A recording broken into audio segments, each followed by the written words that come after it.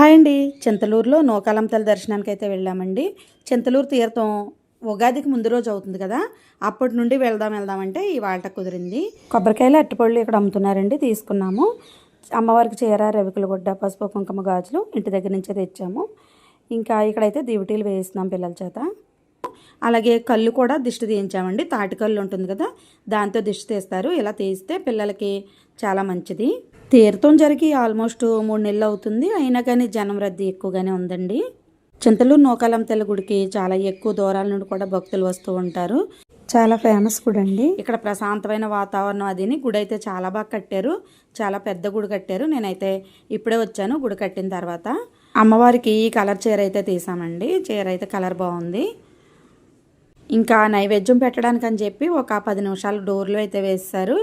ఇంకా ఆ టైంలో ఇలా 2 ఫొటోస్ అయితే తీయించేసుకున్నాము. ఇంకా చాలా ఎక్కువ మంది అయితే వచ్చారండి గుడికి దర్శనానికి. కంపల్సరీ నూకాలంతల దర్శనానికి చంటి పిల్లలతోనే ఎక్కువ మంది వస్తారు. అలాగే ఇంకా ఒక 10 నిమిషాలు వెయిట్ చేసేసరికి గుడి తలుపులు అయితే తీసేశారు. ఇంకా ఇలా గుడి తలుపులు తీసిన వెంటనే దర్శనం అయితే ఇచ్చేశారు. ఇంకా లోపలికి వెళ్ళేసరికి గుగ్గులం పొగ అయితే చాలా ఎక్కువగా వేసేసారండి. ఇంకా అమ్మవారిని ఫోటో తీయడానికి కూడా, ఇంకా అమ్మవారి దగ్గరికంటా వెళ్ళి దండం పెట్టుకోవాలంటే 50 రూపాయలు టికెట్ అండి. అలా లోపల వరకు వెళ్ళి దండం పెట్టుకోవచ్చు. చీర, రవికులు కూడా మనమే పాదాల దగ్గర పెట్టవచ్చు. అలా వెళ్ళి దండం పెట్టుకున్నాము. నేనైతే ఇలా కుదిరినంత వరకు వీడియో తీశాను. మీరు కూడా చల్లని తల్లికి దండం పెట్టుకోండి.